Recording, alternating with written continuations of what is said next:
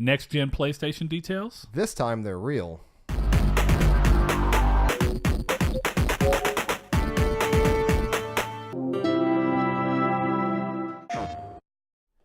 Hello and welcome to Triangle Squared, a PlayStation podcast. I'm your host, Brett Beck, and alongside me, your other host, Mr. Saw Bridges, bringing you guys lucky episode 108. Oh, yeah. You know, I still hold that. I have to think and be like, I think I know it. Does Saul know it? I realize what it is now. Anytime it's my week to make the thumbnails, it's an even number. There you go. Now you have your little mental note. But if this is your first time listening to us, we are, like we said, Triangle Squared, a PlayStation podcast. But we do talk about gaming industry as a whole and how it pertains to PlayStation and its competition. If you like what we're doing and want to watch us live if you want to watch us in video format every Monday, you can find us on YouTube every Monday at 10 a.m. PST and 12 p.m. CST. If you like what we're talking about, comment down in the description below your thoughts. We love to hear what you have to say about it. Consider subscribing, hitting the little bell notification to let you know when these go live, like we said, every Monday, and then every other Friday for Reader Mail as it stands, along with some other stuff that's going to be non-gaming related coming pretty soon to the channel. If you don't want to look at our faces at all and just want to listen to us, you can do so on podcast services, be it across iTunes, Google Play Music. Doesn't matter if you have Apple, Android computer. You can find us, Spotify, all those places. If it hosts podcasts and we're not on there, let us know and we'll get that fixed. But we should be on just about all of them. If you want to keep up with us and give us your thoughts on social media, if you only listen to us and there's no comment section available, then you can do so by going to our Twitter at Triangle SQRD. Our Facebook group, which is Triangle Squared, a PlayStation podcast. And lastly, you can join our day-to-day, moment-to-moment conversation in our Discord, which we have linked down in the description below. And if you'd like to support the show, like a lot, I think we had 5 new patrons this week. So thank you all for which that. was crazy. But so, yeah, if you'd like to support the show in any way, shape, or form, you can do so by clicking through the Patreon link that's down below. It's for anybody who doesn't want to have to go look, it's patreon.com/nartech. So you can give us as little as $1 if you'd like and get some stuff early and just support the show, or go up to the $5 or $7 tier, depending on whether you're national or, you know, around the USA or international, to get cool custom cases of your choice every quarter. But with that said, I think the only thing I'll throw in there is... Hey, you're forgetting that anytime Reader Mail goes up, it's IVE on Patreon when we were done. Oh, yeah. It goes up, you get Reader Mail early. And I think, depending Soon on enough, this... we'll do regular episodes early. I think. We're trying to figure out, because it's not going to be much early, but we've been talking about it. So, again, if you have any thoughts on it and you didn't give us your feedback last time... A little inside knowledge that you guys may not know is that we typically record on Saturdays. Now, I think we pretty much decided Sunday is the day to record. Yeah, which is okay. It gives us actually a little bit more of a... It allows doing it the day before we go up gives us just a little bit more time to get in the news cycle. I saw it. There was some massive skipping in the video, so I hope you guys don't see it. But yeah, it allows us to be more finely prepared with news and such. Sometimes news comes out on Saturday, and then of course we don't cover it because we record them on Saturday, and the news could come later. So what basically that would mean is that once we're done with the video and it's all 100% uploaded to everything, that Brett can hit a button and submit it live. But we're still working on that, so you will have more information on that for you guys for our traditional episodes. Yep. But anyway, I guess from there on, we will move in and open this episode the way that we demand, and that is, Saul, how have you been? What you been doing? What you been playing? I had an ear infection this week, so I didn't really get to play a whole lot. I think, let's see, I'm trying to think back to, did we record last Sunday or did we record on Saturday for our last episode? Do you remember? Sunday. Okay. So starting Monday, Monday, which was my off day for this week, I got to play Destiny 2 for a little bit. And then I didn't play a whole lot of it, but I did start again on Wednesday night. And I did get to play some of the new content that just came out for the Revelry. Okay, that's what I was going to ask. Yeah. It's basically, they brought back the Haunted Forest, but they made it all bright and springtimey. And then they took an exotic weapon that has never been released before called the Arbalist, which is this really cool kinetic fusion rifle that has to do with shield disruption when you fire it. They put that behind as the prize for the Revelry. Basically, what you want to do is you got to get something called 300 Revelric Essence, I think is what it's called. Or it's something Essence. And you basically get that by doing stuff throughout this week, or the next 3 weeks. It goes until May. I think it goes to my birthday is May 4th. 5th would be Sunday, 6th, 7th. I think May 7th is when it goes to. But I do know it's out for a while. So you have enough time to get the weapon, which is what I've been trying to do. I haven't really got to play with anybody, though. I got to play with Joe on Wednesday. But since then, I haven't played it until yesterday.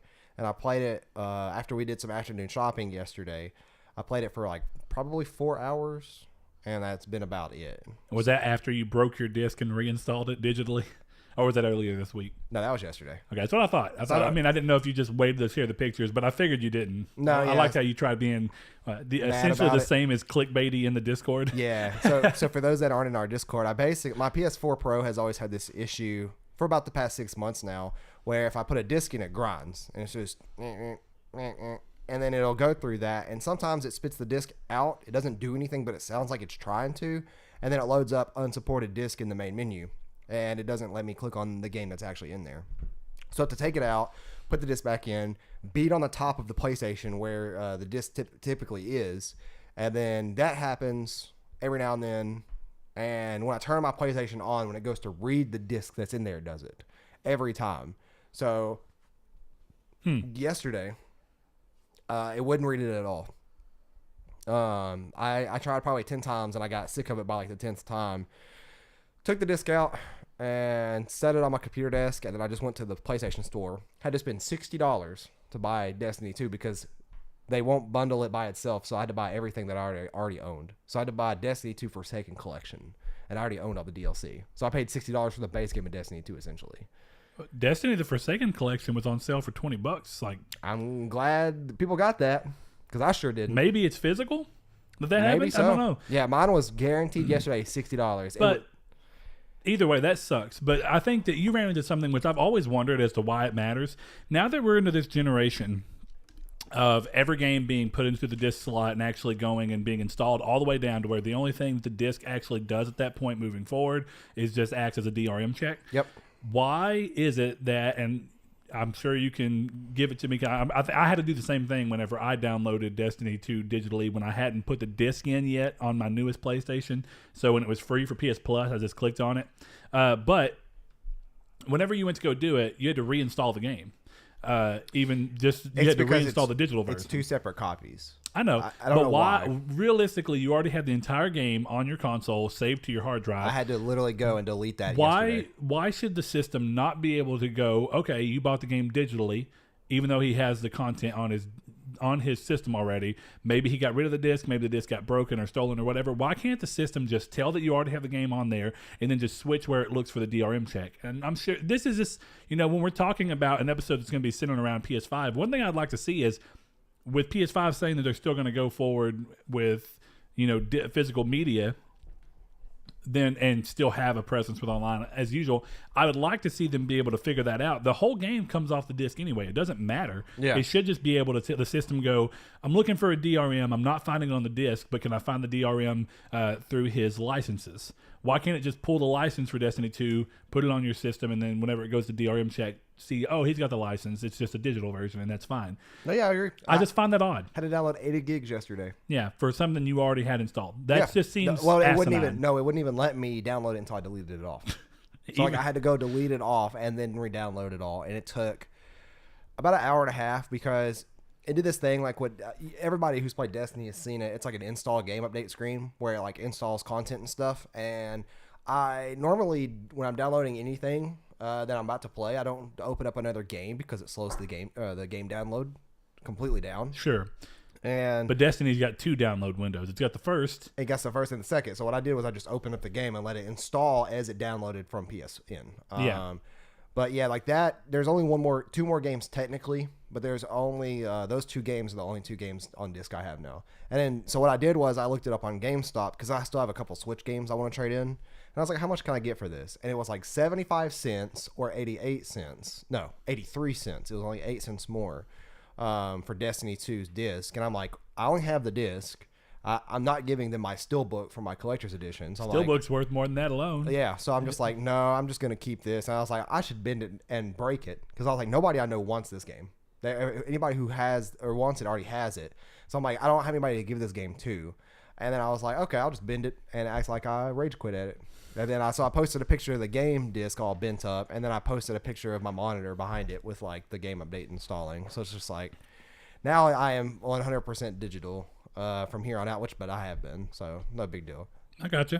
Spider-Man really made me angry that night. Spider-Man, is that the one that did that initially on? No. Spider-Man was the last physical game that I bought. We got home from GameStop at like 9:15 and get to install. And the install took till like 11:30. Yeah, I forgot about that. And I'm just like, I could have had this preloaded, and PlayStation Store lets you activate that stuff or access it at 11. I'm just like, I could have been on this quicker, and this is a physical version. I shouldn't have to go through these steps with a physical game. Yeah. So it's just like, what's the point? I can already have it preloaded and downloaded.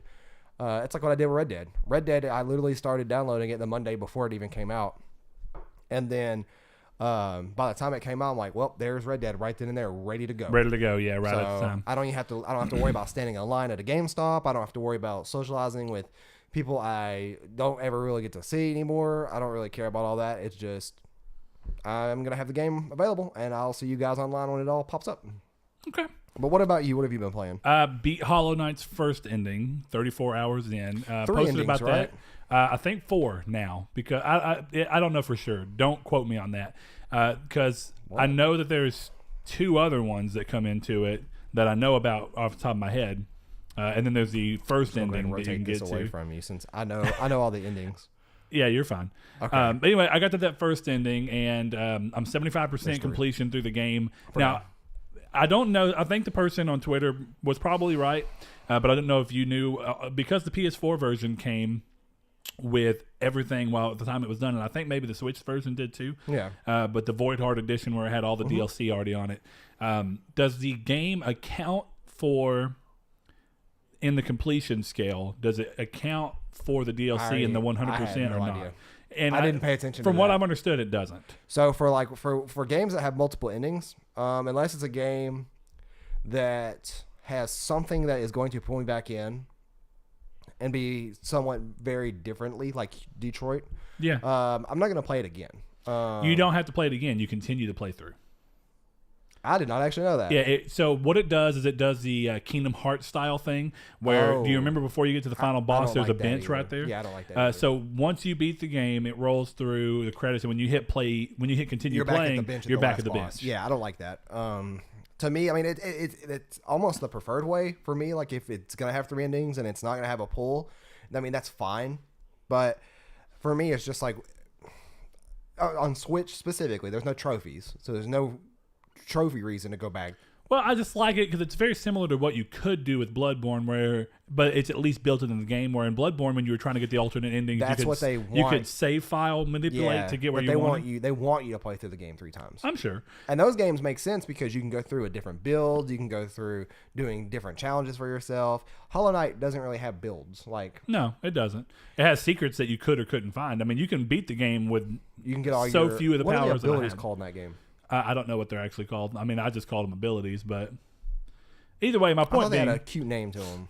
I don't know, but either way, I like that setup enough because what it is that, think about it, you don't feel like you have to restart an entire game that you just spent 30 something hours in. Abilities. And when you're moving through, you gotta think, it lets you experience the endings chronologically as well, as long as you understand what causes the endings, at least mildly. Yeah. So I knew that there was an item I didn't want to have in my inventory to get the ending, the first type of ending. And if once you pick that item up, you automatically are no longer able to get the first ending. So I was like, I'm at a spot where I can beat the game. I'm going to go ahead and do it.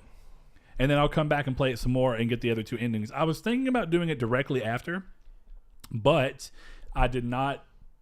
I don't know. I feel like I need to do something else. So yesterday I played Skate with Kyrie. And let's see. I downloaded, because I bought an Xbox. I don't want to get into that story. I bought an Xbox primarily to be a 4K Blu-ray player, and I decided that I think I'm going to play Ori. Ori seems like a similar style game to Hollow Knight, at least in the sense that is that going to burn you out? I don't know. No, Ori is good. Ori's really good. I mean, I downloaded it, and I intend to start it in the week lead up to Days Gone. I saw that you were playing Cuphead. Not me. I did not play Cuphead. You said in Discord Cuphead sure is challenging. What? Did you not? Yeah. But no, I just said it's a challenging game, but I'm not playing it. I thought you were playing it and you're like, dang, this game's hard. No, it's just someone was talking about, they referenced back to, it was Kiki talking about people on Switch having the same problem where they're like, this game's too hard. And it goes back to that journalist who was complaining that he couldn't get through the training level in the game or whatever, where you go through the beginning parts of it. I've just seen Cuphead played, and I can tell that it has a challenge to it, but I have not played it myself at all yet. That's a good game. It looks really good. So now that you got an Xbox One, that's a good game for you to pick up. Yeah, I mean, I could have done it on PC, to be fair, and I could have done the same with Ori. I just, what it is I'm able to use the Games Pass subscription way better on the Xbox. So is Ori part of Games Pass? Yes, on Xbox it is. Not on PC. So not on PC. Yeah, on PC, Games Pass is garbage, essentially. I mean, at least it's there. That has a few cool games. I mean, it's literally just Xbox exclusives. Yeah, Forza. Yeah. So, but anyway, Forza, I don't think that's what we played. I don't think I've played. I did. Okay, I tried Shadow the Beast out. That was the game I was telling you about. That was originally I think it was an Amiga game. And that's old. No, I know what it is. I'm just trying to think of the name. Yeah, so Shadow the Beast, and this is what you might remember. When they announced the PlayStation 4 and they had a little event for it, and they ran through a couple of different teasers. There was one that had like a weird alien-looking foot that stepped into some sand, and you saw the thing. What is that called? A tech demo. Oh, yeah. I mean, it was just an announcement demo, essentially, and it was showing off what was the Shadow of the Beast remake that PlayStation had gotten in partnership with them on, and the game did not end up coming out like I was hoping. I was hoping for more of an actual full-on 3D take on because the art style and the world and stuff seems cool, but instead it's very much the original idea just remade in a 3D environment that's still shown in a 2D aspect for the most part. It does a couple of things like you saw out of late-gen sprite-based Pokemon, where it was still technically 2D, and there was a couple times in black and white where even though it was sprites, you'd be going around a bridge and it would start to curve. Yeah, there's like a Z-axis there. Yeah, so they're doing that on this. It's a fully 3D game, but 9 times out of 10 the game is fully in 2D, so it's 2.5D, but a couple of times it'll swing that camera behind to give you like a little bit more of a view on like a building that you're coming up into or a boss fight. Gotcha. So it's almost like a Link to the Past and stuff like that, where like you could technically jump over things and off of things. Oh yeah, but you're still only on a 2D. You're on a 2D axis, yeah. Yeah. There's like the 0.5 there, because then there are games that have 3 axes, the 3D. Well, yeah, it's a 2.5D essentially because it's a 3D game that it's made fully in 3D, but just being shown in a 2D. I like games like that. There's a Batman game that's the Batman Arkham City Greenwater, whatever it's called. Not Arkham Origins Asylum Blackgate, whatever the hell. Yeah, I know it's a ridiculous name. It was a really fun game because it was essentially, I like taking the idea of Batman and just putting it into the Metroidvania, mold. It was actually a pretty fun game. I played that when Kyrie was when Hannah was in the hospital and we were kind of in between waiting at the NICU. Whenever we were just kind of waiting in between, I didn't have anything else to do and trying not to freak out. I was like, I'm just going to play Batman, which was pretty good. But anyway, that's about it. So I guess we can go ahead and move into the community's take. And what we did this time for the community's take, we've already kind of talked about the fact that we're doing a PS5 based episode as our mini podcast, so it's not really that surprising.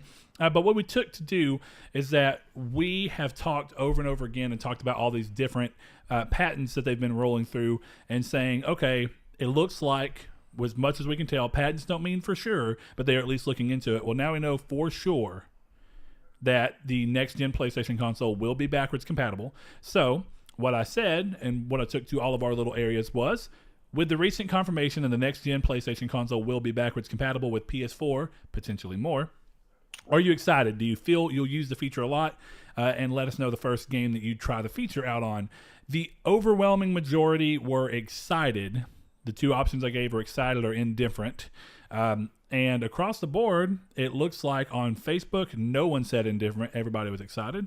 And I need to pull Discord up. But I'm looking at it. Good. You got it. You can cover that side. But yeah, it was a little bit more split. I mean, there's 18% said indifferent on Twitter, but seemed to say that it seems like a good idea for them. So a couple games that were mentioned. It looks like Mr. Ryan, our good friend, Skinny Rage, says he'll be poking around in Red Dead Redemption Online still, so he can see if it'll look any better at the same time. I thought I heard Red Dead Redemption, and I for some reason thought Resident Evil Online. I'm like, what is that? Jonathan over at Shenanigans and Such, shout out to our boys, says Moore. Bloodborne pre-patches. Need to see the true load times. I feel like people do need to understand, though. We'll get into more of this on the main topic, is that it's up to developers to put these patches in. Yeah, absolutely it is. So I don't know if From's actually going to go back and do that. We actually don't know if a patch would be required for that. It depends. We don't know enough of how the back end works for that. Well, yeah, because boost mode doesn't do anything on Bloodborne. We'll get into that when we get into the main thing. We'll talk about it. Okay. Yeah. But okay. Anyway, Mr. Liam says, excited but hoping for further backwards compatible games. As for first games, it'll either be Witcher 3 or Persona 5. Good games. I still need to try out Persona 5, but I mean, at least I know that it's a well sought after game and a lot of people love it. Let's see. And lastly, I'll do a shout out for Mr. Let's see. Oathkeeper Kiki says, yep, that means I'll still be able to play my physical PS4 games when I eventually switch over to PS5 completely. Still wondering if digital PS4 games will also be available. Don't know if you guys are able to help with that answer. That would be a huge plus for me if available. I'm going to guarantee it. Guarantee it. Yeah, without a doubt. I would go as far as to say that I don't have the information, but I will confirm that that's going to be the case. The thing about it is, and Blake actually followed up with it, if you're going to do backwards compatibility and you're not going to include the digital ones, you're going to step into a territory where Microsoft has now outdone them, and you're going to step into a territory that I'm not going to be buying. Well, essentially you're going, because you got to think about it this way. When you look at it right now, the last time that we had a system that was fully backwards compatible was the PS3.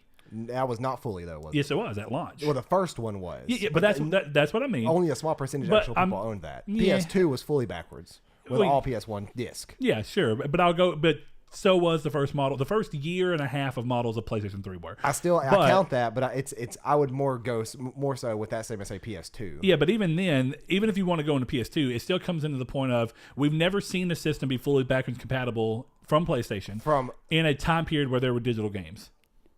Well, and home consoles, because the Vita and the PSP backwards compatibility was weird because Vita had a different physical media. It was a Vita cartridge. Also didn't have true backwards compatibility. It was an emulator for PSP. Yeah, I mean it was for PS3. I mean not for PS3, PS1. Oh yeah, same as PSP though. Yeah, that was an emulator, which is fine. I mean, yeah, I mean that's what you like. Sometimes you want actual in system technology that is running old technology to run it. Mm-hmm. Like what the Xbox One does, and then you want emulation. Having both of them is the way to go, in my opinion, because there's no way you're gonna have PS1 tech and a PS5, right? You really don't need it. It would be the thought process. That's it. That's all I mean. Is that you're gonna have to run the emulation because you're not gonna. You wouldn't do that. Yeah, and if you're programming your own emulation, that's what a lot of it comes down to. If you're programming your own emulation down, then you're fine. Well, that's essentially what they did themselves with the PlayStation Mini.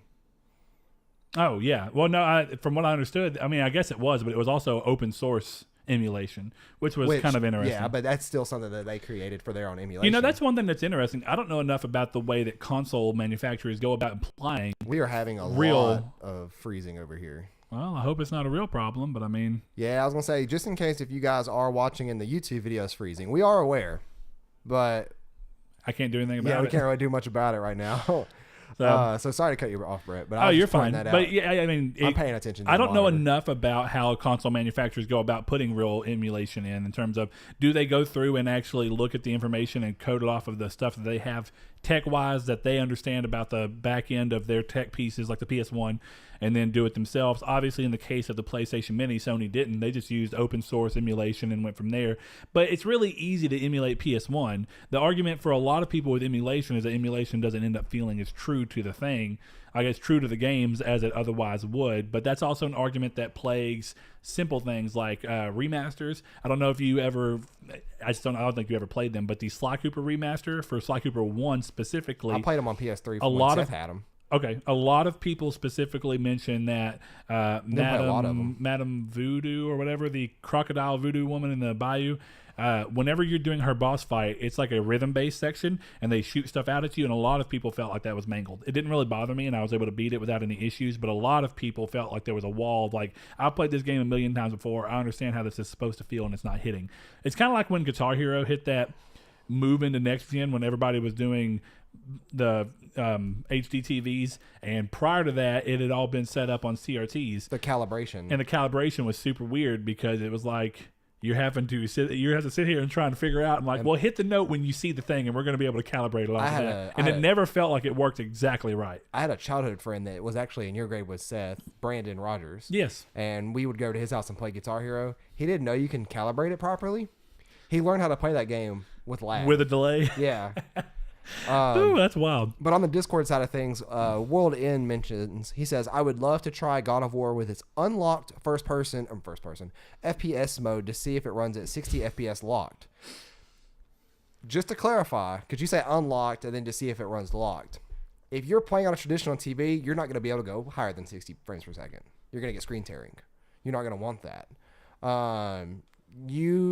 If you output more frames than what your display can, you get really, really bad screen tearing, and it becomes very obvious that it happens. So I don't know if you mean just purely up to 60, 100%, or if you do mean truly unlocked. Those with monitors that have like 144 hertz and stuff would be able to see unlocked and stuff. But the traditional consumer that's playing this on a regular TV, or even a computer monitor that doesn't have, or that only has 60 frames per second, you're not going to see a difference. Well, yeah. So essentially, the cap on most consumer model TVs would be 60 frames per second. Yeah, and it could run more, but you wouldn't be able to see it. You know what I mean? It's like you wouldn't see essentially, and it depends because it depends on. That goes into a lot of tech of whether there's VSync or not, because VSync makes the game stick to it. Yeah, that VSync is what requires a game to run at your screen's resolution. Well, it doesn't require, but it helps. And the reason it forces. It forces the game to run into it. That's the limit, the cap for your frame rate. But not all games require VSync, is what I was getting at. So the point of VSync is to minimize tearing. Right, and and VSync often comes with, people say this, but I've never noticed it personally as just minor input lag. I've never noticed that with VSync on. I'll play with it on every single game I play, because I run into problems of my PC. Games like Subnautica, Grand Theft Auto 5, Forza, my PC is outputting way more power than what my monitor can handle. And often, like, I'm getting higher frames in these games than 60, and it's tearing my screen real bad. So I have to play with VSync on. Yeah, some people want VSync. Yeah, because my monitor, at least my older monitor was. My new monitor has a higher refresh rate. So that it's only 75, but that extra 15 frames will actually be what it's trying to go up to. Sure. But yeah, so I'm curious about that as well, because I don't think that they'll be able to run fully unlocked. Now, unlocked up to 60 would make sense, and that's what I think you mean. Yeah, I think he just meant that, when on the Pro version it was an unlocked frame rate thing. Yeah. So how high would that push on new hardware? Right. And then a lot of the conversation left in Discord is simply just discussing what we just kind of discussed with backwards compatibility and digital purchases. One thing that Kiki brought it back up. Okay, because he was talking about it, and it's a good point, and it was what you were talking about too, is that the Vita was able to backwards compatible play PS1 games, but not all. And that was very similar to what you saw with... I think it could play all the Final Fantasy PS1 games, right? Except 7, and then eventually it got... Or no, 7, I think 8. all of them. All of them. What, I'm fairly positive. There was a weird trick where certain games were compatible and worked, but you had to transfer them over from the PlayStation 3. Yeah, you had to that was the same way on PSP. Right. Yeah, because I played the PSP version of Star Wars Force Unleashed because I like that one a lot, oddly enough. There was a PSP. Oh, yeah. That's how I played and beat the Force Unleashed. I've played the PS3 one, and it did a lot of weird perspective changes that I didn't care for. So I just was like, I'm just going to play the PSP version because it's otherwise the exact same game. The PSP Battlefront game was cool too. Rogue Squadron. It was. But going into that, he's talking about that there are certain PS1 games that are not available that are on the PS Store, but they're not available on the system to play unless you move them over there throughout other features. Now that ties into very similar with what Xbox has done with all of their backwards compatibility. Yeah. They've never had a console that was fully backwards compatible. The original Xbox, whenever it hit, and then it went into Xbox 360. Only select Xbox games worked, and then that list grew over time, and that's exactly what we saw with the Xbox One when they moved into the Xbox One and announced eventually at that E3 that they were doing it. It started off with a small selection of games, and then as they had time to test other games and figure out whether they're going to work or not, they expanded that list more and more and more, and it's a pretty big list now, but it's still not complete. And still not every single game is guaranteed to work. And that's very similar to what happened here, and I think that Sony's... The hope would be that even if for some reason something like this does happen where they have to start slower, and again, on PS4, because this is the same architecture, PS4 will be fully supported. I think what's going to matter on these is that there's a chance that PS3 games, PS2 games, and maybe even PS1 games will be a little more, pulled out with list. PS3 being the one I think would happen to the most, because PS3 is going to be the hardest thing to emulate. So if they're able to do that all, it would be more so of. There's a chance that not every game is going to be guaranteed to work, and it'll be a small list that expands out slowly. I think that on the Vita side, they probably intended the list to go even bigger, but they just stopped caring when the Vita didn't hit their sales expectations, which is not the way to act. But that's probably what happened, and they just stopped worrying about expanding it, because why did it matter? Yeah. So we've talked about, though, and how I think we both generally disagree with Sony on that. Yeah, so we'll talk about our further thoughts on that and some of the other stuff regarding the PS5 once we get into the main topic. But for now, go ahead and hop into that drop, sir. Sure. So this is a short week. And for those that don't know, the drop is this week's PlayStation releases across all of its platforms. First up on the list, we have A Chair in a Room, Green Water for PSVR. All right. Day D Through Time for PS4. Days Gone for PS4. Friday release, right? Yes. Jupiter and Mars for PS4 and PSVR. Oh, God, I forgot about that game. That's the one with the dolphins, isn't it? Yeah. Mortal Kombat 11 for PS4. And the last game up on the list, like I said, very short week, we have Zeroptian Invasion? Yeah, Zeroptian Invasion, for PS4 and PS Vita Digital Cross-Buy.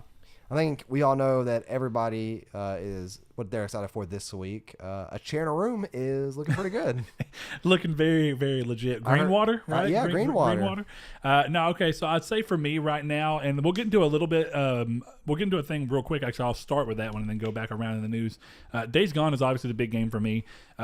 More because, like I said, I've given my praise of Bend a lot, and just because I believe in them as a studio and I want to see their first original property in a long time do really well, I'm excited because I'm wanting to finally get my experience with it and see if it holds up to what I expect from them. And my expectations aren't skyrocketed; they're in check, but I think they're a good studio. So I think that there's a good chance that as long as the game is actually made well, and I'm sure that it is, that it'll exceed my expectations, which can only do good for me. But I do have mild interest in Mortal Kombat 11. No, yeah, Mortal Kombat 11. I forgot who said it, whether it was you, Joe, or someone else. But they said it the best way. They said, I'm going to wait until somebody I know buys it, and then I'll play it. I think we've all said that in some form or fashion. So, like, one person's going to play it, they can just bring it over, and we'll all play it then. Because I'm not spending $60 on that. I'm not buying Days Gone within, like, the next couple weeks. Probably a late May. Fair enough. There's too much going on right now between Destiny, me wanting to finish Phoenix Wright on the Switch, and a couple of other games coming out on the Switch real soon that I want to get to. So I'm going to leave Days Gone for a time. Like I said, I'm going to leave it for a good old time in which I'm not expecting nothing. Okay, well, I'm going to head over to this Mortal Kombat news real quick, and we'll start the news off after that. Mortal Kombat 11 apparently requires internet to be able to unlock gear, access the crypt, and even earn trophies. Now, this comes after a NetherRealm Studios employee posted a tweet that has since been removed, claiming that parts of the games were inaccessible offline, and has been corroborated from a user on Reset Era, so take it with a grain of salt. But they say they have an early copy of the game, and that these things are true. So this is still technically a rumor. No official announcement's been made, but hold off on buying it if it sounds not that whether or not it sounds possible or not, but if that sounds like a deal breaker for you, hold off on buying it until something actually comes out and you can know for sure whether this information is true. But go ahead, Saul. Now, do you pronounce it Reset Era or do you pronounce it Resetra?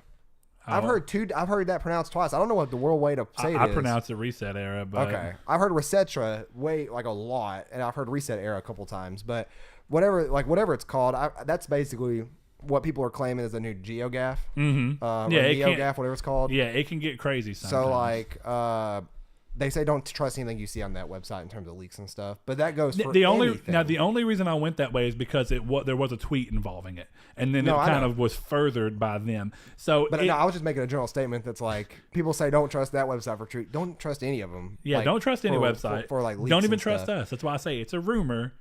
Rumors are often better than what you expect. The only thing I say about the rumor is I only even put it on here for people who may be excited for Mortal Kombat, but that just does not fit in with what they wanted from the game. It is getting toasty. Hold on. It is getting hot in here. I'm going to tell my wife. to turn down the AC. I'll take something from you from the news real quick. Well, hit that next one up. After 11 years, EA and Criterion have announced that the servers for the original release of Burnout Paradise will be turned off starting August 1st. This does not affect the servers with the most recent remaster of that title now that it hit current gen consoles. Interesting. I did not know those servers were still up. Me either. Those are old servers that I can't really blame them for shutting down. That's exactly what I got into. Blake shared it, and at first, for some reason, the way my brain read it was a tweet. He shared it before I ever saw anywhere else into the Discord, and it was a screenshot, and I looked at it, and it said Criterion, and I thought it was saying that after so many years, because I just glanced at it, I was like, oh, are they shutting Criterion down finally? Not that I want them to, but they've been relegated to just be a support studio and haven't put anything out. Did sadly. you get the platinum for the remaster? Yes, I did. Okay, I thought so. Yeah. So anyway, I thought that they were saying that they were shutting down, and I was like, man, that sucks. And I thought that at the same time it was going to be closing all the servers for the games within reason. But thankfully, Criterion's still around. Maybe one day they'll get around to being able to put out a game again instead of just being a support studio, do their own original game. I would love to see that. But yeah, man, I guess that's just an example of how long certain franchises can keep their servers up. It's really crazy. Yeah. So like a decade now. That's almost 12 years. Yeah. Almost. I was trying to think. It was 2007, right? Yeah, it was like... Or 2008. The game came out in like January of 2008 or something. Dang. It's so crazy. But anyway, moving on to the next thing. Celebrating its 1-year anniversary, God of War has had a week full of free themes, development commentary, discounted price, and the announcement of a documentary called Raising Kratos that plans to peek into everything surrounding the game from start to finish, and it'll be coming free to YouTube soon. Also, Saul, thank you. It's nice hearing you read news. I told you have that news telecaster voice. I think you do really good doing news, but we've already set this up, so it's mine. But anyway, what do you think about that? Did you see the free theme? There's apparently an Easter egg in it, and I haven't downloaded it yet. I think I said this in Discord the other day. I could not care less about themes on PlayStation. Oh yeah, I mean, I don't care at all. Like, really, at all? At all. Like, do you even have a theme on yours? No. The coolest thing that literally PlayStation let me do this generation in regarding to customization was allow me to select my own picture. As a background? Yeah. Yeah. I have a hyper wallpaper or a hyper wallpaper. What's more weird about that? Wallpaper instead of a theme. That's that started with the PSP as a launch feature. And they never... And the PS3 had it as a launch feature. Do it. No, the Vita can. The home screen, yeah, or the lock screen, yeah. You can't do that on home screen, can you? Oh, I think you're right, yeah. It's just just that ugly bubble. The whole bubble UI was hideous, but that's not worth getting into right now. But yeah, why, PlayStation? But why did PS4 not launch that feature? I remember when they were acting like it was I a thought big you were going to say, thing. why did PlayStation not launch a bubble? I'm like, don't give them any ideas. I don't want the bubble on a real console. That would be awful. Of course it would. It at least makes sense on the touchscreen. No, it doesn't. It does. It's just no. I mean, don't get me wrong. It's not optimal, but it makes sense. No. I can see why they would go toward, because this is what it comes down to. They were like, how do we make this more like a phone?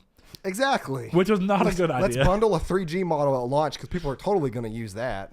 I bought it. And they had a lawsuit over them against it too. Yeah, there's a bunch of stuff on that, but that's also because the speeds weren't what they needed to be. Of course it was dumb. It's 3G. You're not playing a game over 3G. Anyway, that was funny, and I like themes, but I think that the vast majority of them are poorly made. My thing. Like that's the problem. Is that like too many like themes and avatars flood the marketplace. And they're just made for a quick buck. Well, and do you remember the PSP and PS3 days where specifically on PS3, you could literally go to the web browser on PS3, go to sites where people had the theme maker and would make their own really amazing themes, dynamic themes and stuff.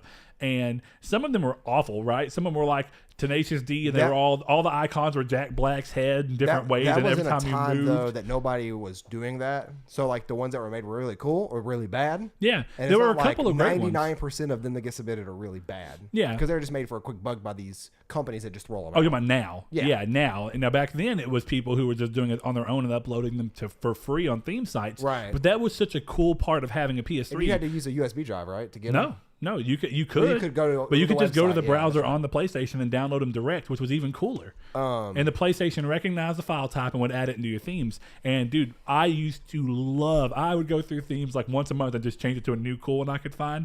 I did that a lot with. And then they also had a lot of great ones. The infamous Festival of Blood theme for PS3 that they had, which was the official Festival of Blood theme, was amazing. Used to. A lot of the themes that were done were cool because they would change all of the XMB's symbols and stuff and make them look like they fit into the background art. And now most of the themes that I even like on PlayStation, even if I like them mildly, like the picture, most of them don't go through the process of actually doing much to the logos at all that are across the. I don't know what you'd call the new. I don't know what they call it, but it's essentially like an evolution of the XMB. Yeah, it essentially is, which is weird because it goes the opposite way.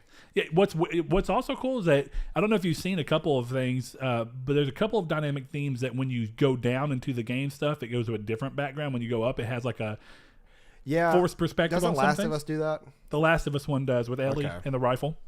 See, for me, I'm not saying that there's no good themes and no good avatars, because there's certainly some talented people out there making them. It's just like Joe has the Kingdom Hearts theme, and I can hear it changed the audio tone of him going through menus. Yeah. And I can hear the Kingdom Hearts cursor moving around. Bleep. Yeah, and I'm just like, which I like that. That would kill me. Like after 100 times of hearing that, I would never want to hear it again. So I have all that. I have system menu music and the tones. I'm pretty sure turned off. If I don't have the tones turned off, I've gotten so used to the default one that I don't even pay attention to it anymore. Well, there you go, Saul. Next up on the news, though, rumors abound around Final Fantasy VII's remake finally being shown off again this year with the announcement of a themed concert coming just before E3. So if you remember, this is very similar to what happened with Kingdom Hearts 3, where it went away for a good while. We didn't see it, and then it came back after that long hiatus at a concert that was for the Kingdom Hearts series. And at the end of it, I want to say, is when they came up with new footage, and then they talked about it again at E3. And a lot of people are thinking that we're going to have this same kind of thing here, and this is just they're setting up for the same thing. It makes sense. Kingdom Hearts 3 is out of the way. From what we've seen from Square, they don't want their big Japanese franchises overrunning each other too much, so they want to let one game have the limelight for a long period till release, give it a little bit of its post-release love, and then move on to the next game. This seems in line with that, and I'm holding my breath just in case. I'm not going to get any kind of excitement up, but I think it's a good chance that we do see it. Saul, any thoughts on that? I mean, we'll see it either this year or early next year for 100% sure. If it's not, it's all dead. That's not to be fair. That's not an unfair way to go about it, you know. Yeah, it's been what now? 4 years technically since we saw it at E3, 2015. Mm-hmm. So if we don't see it again this year, I'm just going to assume it's dead until I see it again. Well, and the last time we actually saw the game was PSX 2015, I want to say, where we actually saw the little gameplay footage. The new reminiscent of Final Fantasy 15. Yeah, I guess close enough. Well, it's not Final Fantasy. Yeah, it's action. Yeah, it's action based. Which it looks like what Final Fantasy 15 was going to be when it was still Tetsuya Nomura's 13. You know what I mean? Right. Yeah. It's more like a realistic. Actually, what it looks like. About 13 and 15. What it looks like is Versus 13 and Crisis Core smashed together. What's even more interesting about that is Crisis Core was Tabata, who ended up being the director. Yeah, who ended up being the director for 15. But he didn't. I don't know. I'm not going to get. Crisis Core battle system so much better in 15s. It is. I agree. And it's kind of like they somehow pseudo turn based because you have to hit the attack button and then you have to go fully through the attack. It's also random too. Kinda, but you can move through the materia system. I'm curious to see what they end up doing. The slot machine system.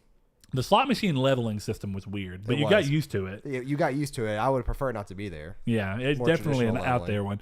But okay, next up for Days Gone, Sony is running a giveaway for 10 plushie Rager Bears, as well as giving away a free dynamic theme and avatar set in the countdown to the game's release. The offers are for North America and are ending on Friday morning at 2 a.m. So grab them while you can if you have any kind of interest in those things. Let's see. Next up, Skybound Games, the company that came in, if y'all remember, and finished off Telltale's last season of The Walking Dead after the company's closure, isn't done with the franchise just yet. They've announced that The Walking Dead, the Telltale Definitive Series, which is a collection of all 4 main seasons of the game, as well as the spinoffs they did, which was like the Michonne or whatever. Not a fan of the show or the game, so if I pronounced that wrong, I'm sorry. You got it right, Michonne.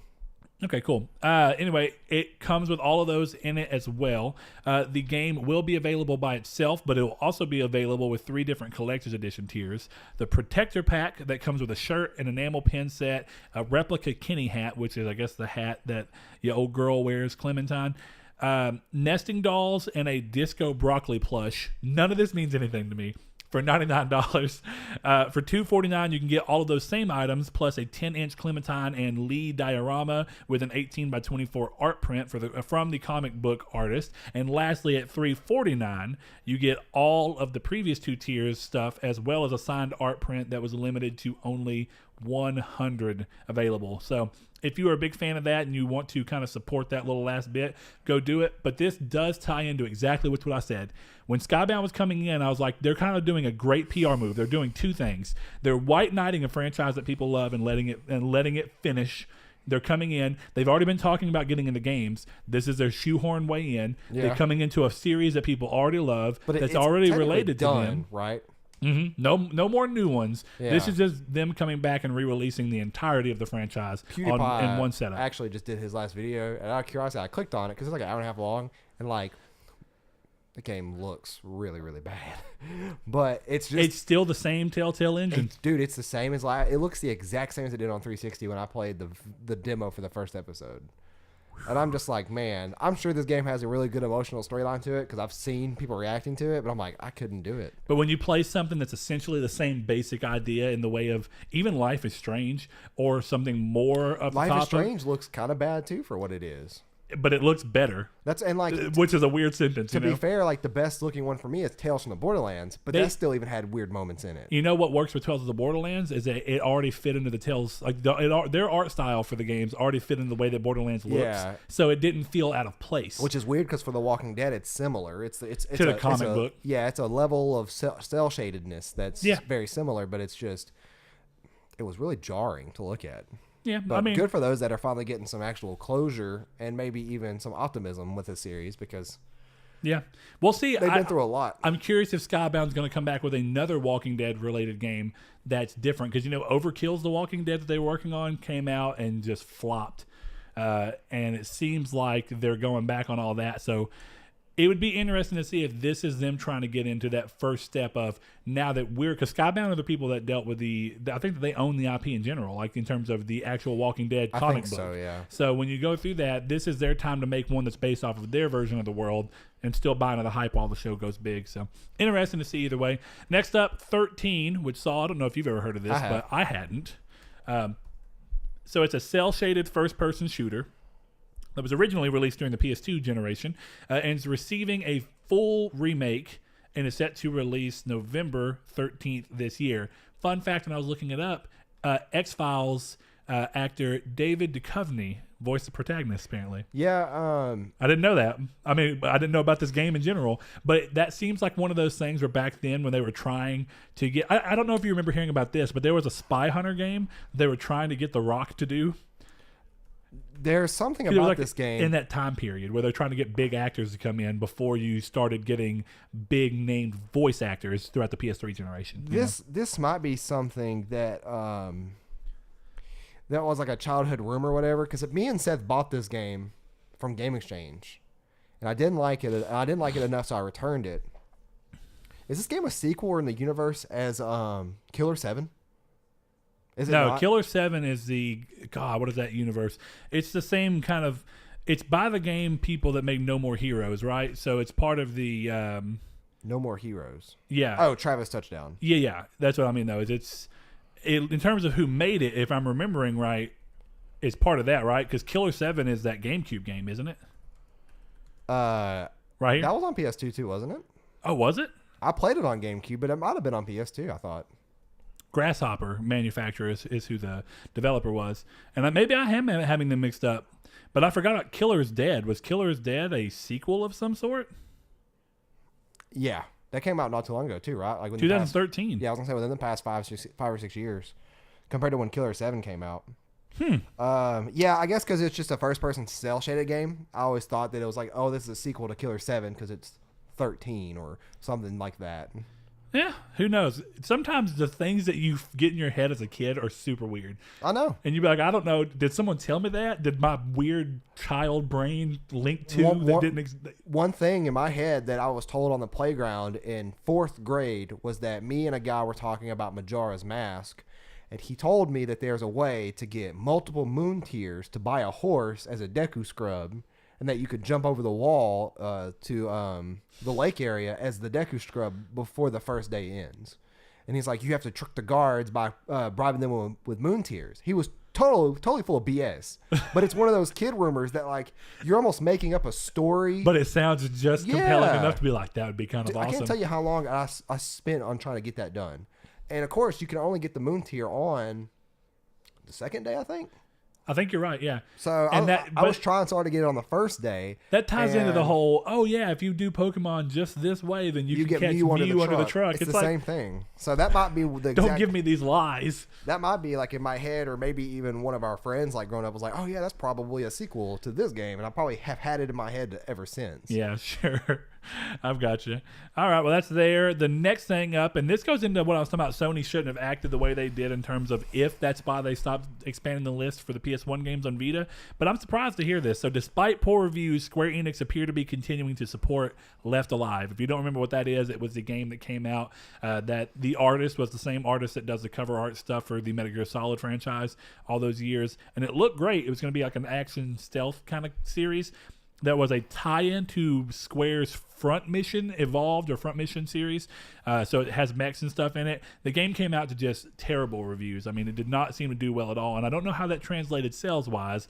But either way, it's cool to see them doing this. So what the newest update does, it's update 1.03, adds new features, bug fixes, balancing improvements, and here's where it gets interesting.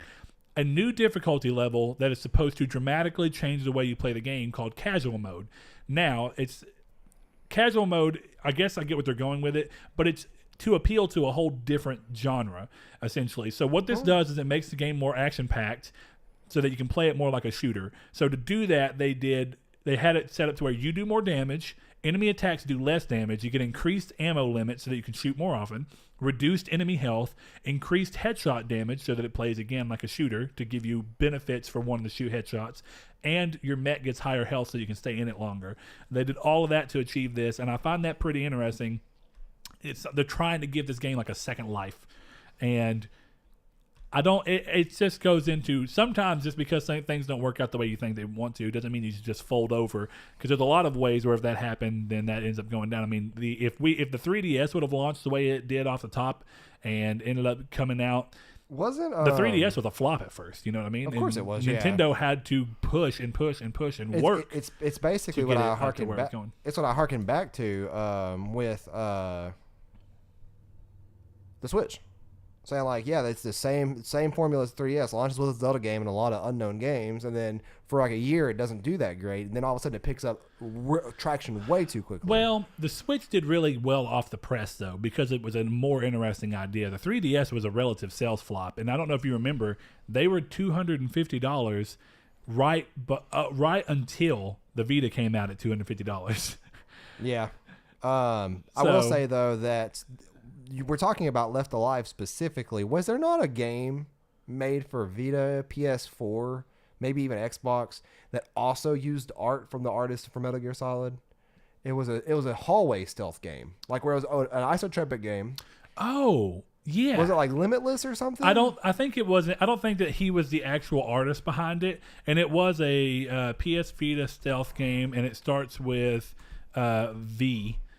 And I know that I could find it if I could just think more. But yeah, it does have that look to it. Now, so I looked up Left Alive, and I noticed something. I had to take this image into GIMP real quick to Photoshop it. Does this, and obviously you guys can't see it, does that not look just like Metal Gear Solid or Snake's eyes? Actually, that character looks just like Snake, except older, and there's different facial features. But like, and he has blue eyes instead of green. Yeah. That looks exactly like Snake. So, man, it's gonna kill me if I can't think of it. Is it called Vector? No. I really thought it was Limit or something. I do know what you're talking about though. That's the weird thing, is I remember what you're talking about, and it had that it looked like Metal Gear Solid 1's case art, because it had like the hard lines that went off around it and everything. I do know what you're talking about. If you know what it is, y'all let us know. But until then, we're going to continue to look. Or I guess Saul is, and I'll finish. Yeah, I'm gonna do that while you finish up. I'm gonna finish up the news. All right, let's see. This one is funny to me. In light of all the censorship talk going all around in Sony right now with their vague policies as it returns to global censorship in regards to sexual things, it's so funny to me that right now of all times, it's fitting for the publisher to reveal that they're bringing Leisure Suit Larry, Wet Dreams Don't Dry. What is wrong with this company? Now, here's the interesting part. It's coming to PS4 and it's coming to Switch, right? From what we've seen right now, when a game comes to PS4 and Switch in the same game, and it's past their censorship policies. The Switch version ends up being the one that's essentially not censored. That's and the thing. PS4 version is. Why even bother to bring a game of this type to a system that right now is saying that this is not going to be part of their stuff at all? And this just goes in. Leisure Suit Larry is a game that at one point in time, they're terrible games, by the way. I mean that from like a spectacle standpoint. They're point and click action games. They're not point and click. I mean, point and click. Yeah, most of them are. They're point and click adventure games. The one I played at my cousin's house wasn't point and click, I don't think. Which one? The one on the Xbox. Okay, so Leisure Suit Larry 2, I think. Something ridiculous. That's it. Yeah, I think that one wasn't, but most of them have been point and click like adventure games where you move through an area and you talk to people and go through their different thing. Then there was a 360 PS3 one that I think was, God, I can't remember what it was called. I don't know why. They continue to make those games. I Well, don't know why. there's a market for them, but at one point in time on PC, the Leisure Suit Larry game was adult only. So this is a series that has pushed so hard. It was that way on PS2. To adult PS2. only. No, it wasn't. There was one. I double checked earlier to make sure. ESRB has only ever rated one version adult only of Leisure Suit Larry, and it was on PC only. And Are it you was sure? It was Is that there one on lot of Xbox? come whatever uncut, uncensored and uncut. So. I had to look it up too because I thought the same thing. I was like, coming from a game that has at one point in time been adult only on systems, but that's not true. It never hit adult only on anything other than PC. So, interesting enough. It just seems very, very much against Sony saying, but hey, if you're interested in the game, it comes out this June. So, there you go. Next up, Sony's yearly Road to Greatness tour, where they load up a diesel with upcoming or recently released games and hit stops around the country to let fans experience them, is coming back for 2019. So the PS blog has posted a list of those dates spreading all the way into early next year. So check it out if it's something that interests you at all and see when your dates will be somewhere around you. There's a couple in Texas, so there's a couple close to us. I think there's 3. I think it hits Houston. That's not close to Arlington. us. Arlington is close to us. I'll say Houston is not close to us. Houston, Arlington, and I think the last one was Austin. What is Houston? 7-hour drive? Yeah, Houston's a long way. Yeah, Austin's, 5.5? Texas is too big. That's what it comes down to. Texas is multiple European countries shoved together. You know what I mean? Yeah. So it's unfathomable how big this stupid state is. Anyway, let's see. I'm pretty sure that is all. That is it. And then we'll move into this last thing, which is going to be our segment, which is Mark Cerny, of course, and his exclusive interview with Wired. So, Saul, were you able to find your little stealth game? Or did it not happen? No, it didn't happen, but I'm still looking. Okay. But we'll get into the first. So right now, what we know right now came out Monday, if I remember right. Mark Cerny came out in his exclusive interview with Wired, like I said, and they talked about what he's calling next gen PlayStation. But for the rest of this, we're going to refer to it as PS5. It's just going to be easier, and it's essentially, regardless of whether it gets called PS5, which I'm sure it will, if history is anything to show. But we're going to call it PS5. So what we know right now is some of its hardware. So we now know that the PS5 is partnering with AMD again, Sony is, and using a CPU based on 3rd generation Ryzen tech. So that contains 8 cores of a 7 nanometer Zen 2 microarchitecture, which is great, smaller, more power efficient, all those things. It's very similar to what happened when the PlayStation Slim went down to, what was it, a 14? I think so, yeah. I think it went down to a 14. Maybe no. You know what? I don't remember. I think it did. I'm losing the forest for the trees there. Though. I'm gonna keep going.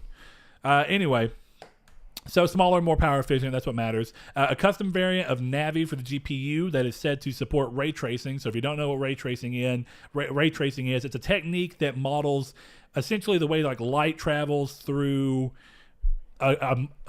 I guess essentially the way light travels through space so that it can show it bouncing off of different sections and give a more diverse looking 3D environment. This helps with things like water rendering and stuff like that. A game that supported it on PC but not on consoles is Shadow of the Tomb Raider. That was one of the recent games that was and did not seem to do it very well. No.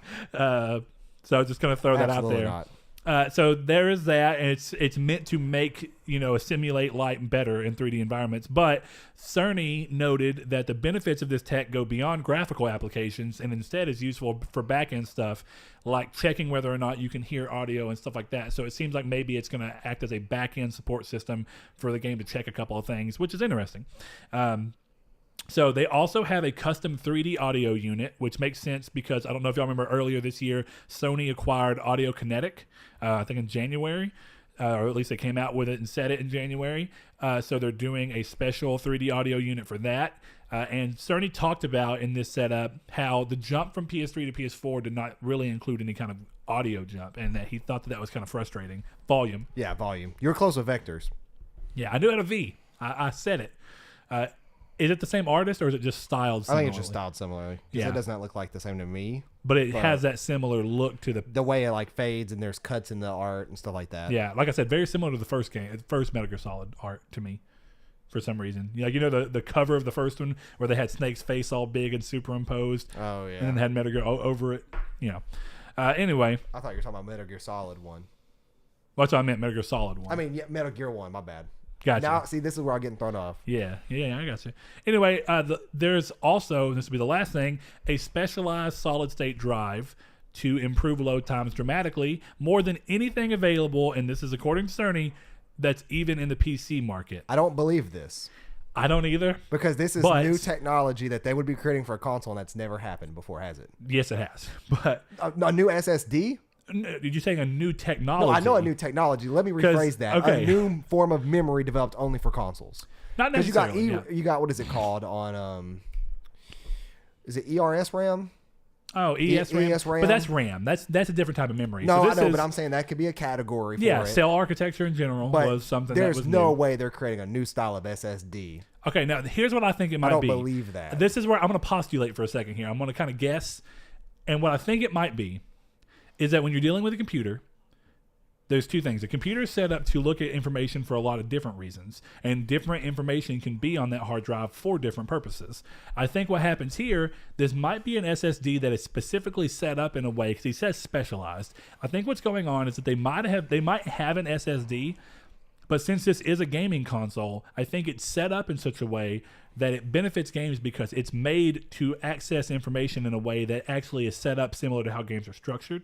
Well, so there are SSDs that claim to do this. There are no SSDs that actually seem to do it on the same levels. 0.8 seconds to load. Yeah, so we'll get into the story of why. So where Saul's going at with this, in the interview, he's talking about this specialized, solid state drive, and to show the increase and improvement from it on a demo unit that he had a PS4 Pro unit and then a demo unit of the console that was just in a white box, and he had Spider-Man on both of them. And there's no video of this. There is no video. This was an exclusive. This is something that he has told us, and I'll get on to trust here in a second. Yeah. So right now, from what the interviewer says, whenever he was watching Mark Cerny with Spider-Man, PS4 that just came out recently. Anyway, he was swinging around a little bit and then hit into his thing and fast traveled. And when he fast traveled, he said it took about 15 seconds of loading before he showed up in the next spot. He said then he moved over to the PS5, as we're going again calling it, loaded it up, swung around a little bit, hit the fast travel, hit the button, and he loaded in 0.8 seconds in comparison to 15 seconds. Let me tell you why that's not true. Okay, so tell me, Saul. Tell me. Whatever they're developing is going to change the market if this is a real thing. If it can be released and used externally from a PS5. See, that's where I think it might not. And that's the reason I was saying that my guess for it is very particular to the way consoles work. Right. Consoles and computers do two different things. Exactly, yeah. The computer, you're having to have a hard drive that is set up. The architectures are different. You having to set up. Well, the architects are actually, they're both x86. No, I'm talking about from. But yeah, when you're looking at what can run on architecture. Exactly. On a computer, you're looking at something that's supposed to be able to run a web browser, the same as it's supposed to be able to pull information from a video editor, the same as it's supposed to be able to pull information from a CAD, like an AutoCAD hardware, a Windows operating system, whether you're going through your file explorer, if you're watching a movie. This one is a very specialized drive to act only on the programs it's told by the creators of the system. So it seems to me that this is going to be something that really only works in the PS5, or if Xbox were to do something similar, which I doubt Who knows? It's possible. But I don't know if I trust this because I don't know if I trust how crazy it is. These are and the other thing is, this is still all the biggest thing about this. Before we move into the rest of the things that they talked about, this is the end of the hardware side of things. And when we're talking about this, a lot of this actually goes into things that me, Saul, and even World End have talked about at different points in time of what we'd like to see, but seemed unlikely. And it's kind of amazing. Was on my list and this is why. Okay, let me go ahead and just finish this off real quick. This is why I don't believe this.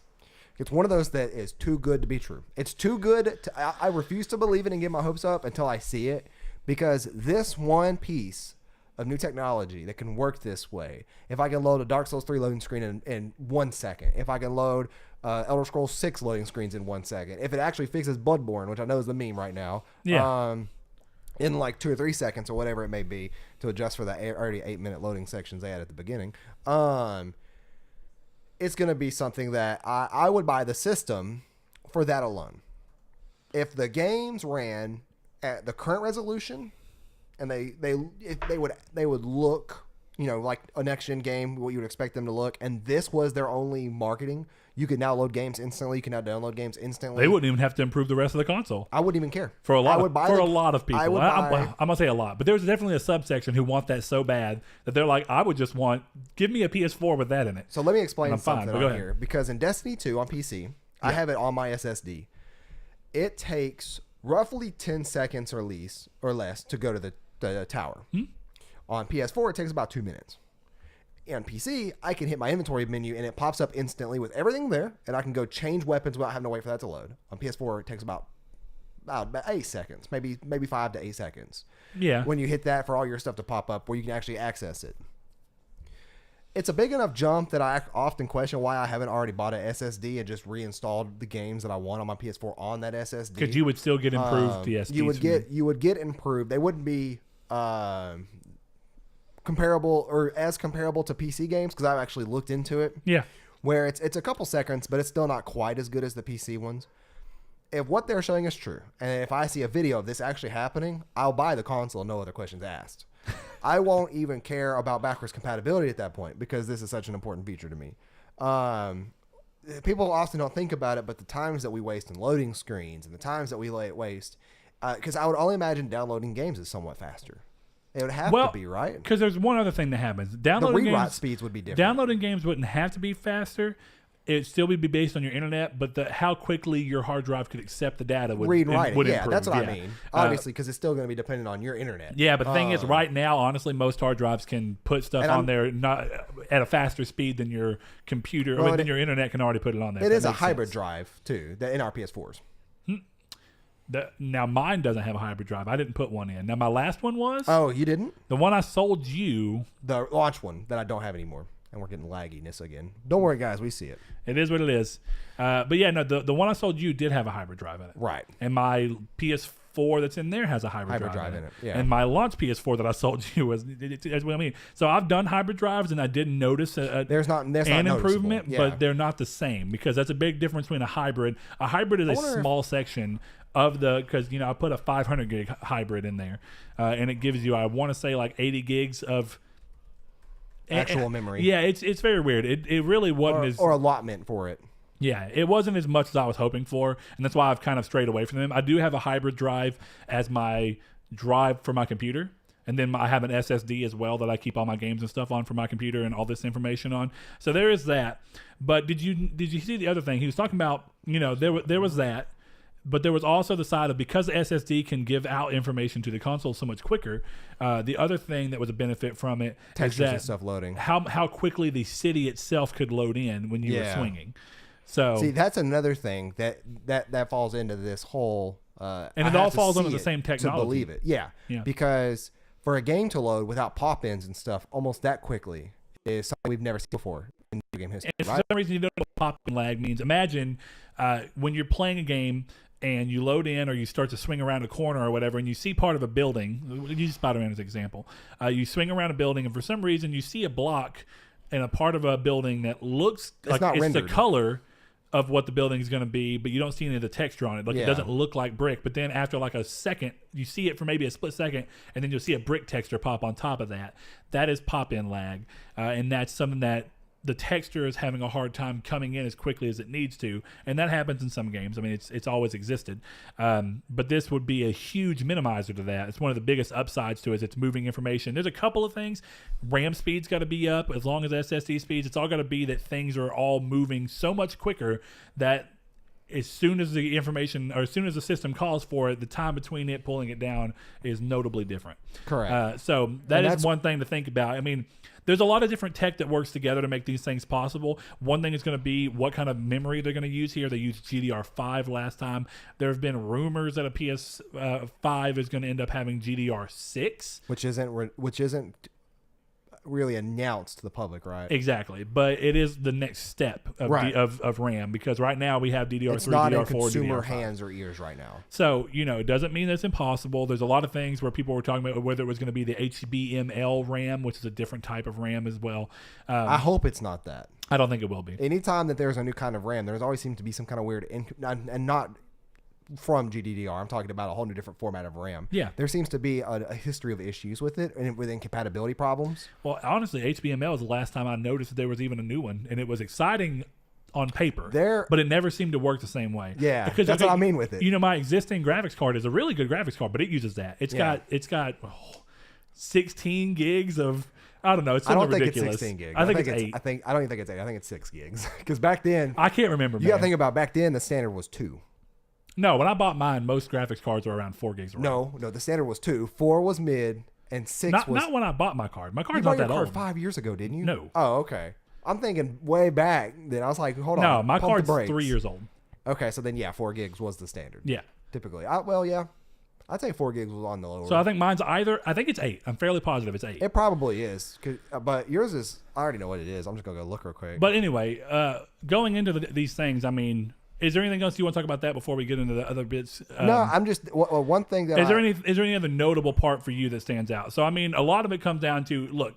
We don't know specs on this. What this is we understand the hardware families on everything. What we're looking at is something and going, okay, we understand that it's a CPU. It's going to be 3rd generation Ryzen. We don't know what it's going to be clocked at. We know that it's got 8 cores. Okay, again, we don't know what it's clocked at. We don't know. On the GPU, we don't know. It's probably going to be using some form of shared memory with the system. We don't know the amount of RAM. We don't know the type of RAM. There's a lot of stuff in here that you can tell. We don't know the speed of the RAM. Yeah, that matters a lot with Ryzen. Honestly, that's one of the most important aspects of Ryzen is that you want but this is an APU. That's going to be the biggest thing. I know, but I'm pretty sure it's the same that goes with. Of course, it would be built in to be harmonious. Well, essentially. Well. Yeah, there are still pre-built computers that sell the new Ryzen APUs. I forget what they're called, but it's like Ryzen 2700Gs or something. That's one of them. Yeah, I think you're right. But if you're not running fast enough RAM with those, which some of these pre-builds do not come with, you're not going to have a good time. Like, it's not going to be as optimized as possible, which for Ryzen actually means a lot. But my thing is with all this, it basically paints a picture of a very, very, very powerful console, but we don't know the specifics of how great it's going to be. Yeah. Right now, we are looking at what is going to be the most powerful. I was just telling you, it was 8 gigs. Okay, because when I looked at it, it said 4, and I'm like, I don't remember the name of his card properly because I know it ain't 4. Mine was an FXX. Yeah. FX, whatever. But my whole thing is that what we're looking at is something very, very strong, and it's going to be the strongest console, and it's going to be stronger than most mid-range gaming computers. Well, look, this is what it comes down to for me. I get where you're going with that, but of course it's a next gen. It's going to be more powerful than anything else, so it's going to be the strongest console. Right now, that is squarely on the Xbox One X. I'm reflecting back on the painting Sure. the painting that this entire picture paints for us. It's very powerful. We just don't know the exact specifics of the speeds yet, which I know a lot of the average consumer don't really care about. But that can actually put it in perspective versus what we have now against the Xbox One X and see what these specs are and where they can lie and what the possibilities of, because we can only speculate 60 frames per second at 1080p guaranteed, and then 4K at 30 or 4K at 60. That's the tricky part, and that's one reason why I don't exactly trust them, is because some of their 4K they've said is 4K is not real 4K. Well, It's honestly, that interloping. they've never said, thankfully, that it was anything that's been native 4K, and they do Well, have some native 4Ks. I think it's NBA 2K18. Yeah, was native 4K. there's some live omissions in there though by not specifying that it was not real 4K. Well, I mean, they never said native 4K, and I guess in their mind, I get what you mean, but I don't think it's live by omission specifically because of the fact that when they were doing the console, the little PS4 Pro announcement, they constantly were talking about we're achieving 4K gaming in a smarter way. Right. By being able to use but it's not less 4K. power. That's the problem. They're not really achieving 4K. I mean, they're achieving 4K output, but not natively. No, but I was gonna say that's the problem though. Is that it's now they're still doing a higher resolution. So a lot of times it'd be something that was like 1800p that is being checkerboarded to 2160p. So it's not that much of a stretch, but it's still there. And that's very similar to what Microsoft or does. Some games were just 1800p. Right, that has happened too. Well, Microsoft's done wordplay in the past too, where it's. Well, the console exclusive. Yeah, well, the Xbox One X has even had games that are not native 4K. But I think they have more games, though, that is actual native 4K. They do, absolutely. With actual 4K textures. Yes, they do.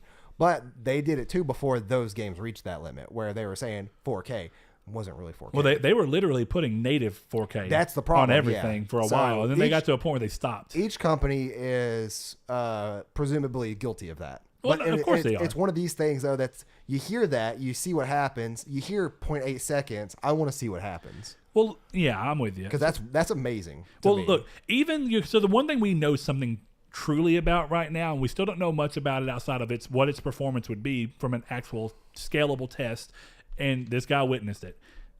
We're on a level where we just have to be trusting it right now. It doesn't even mean that the end product will be the same as that.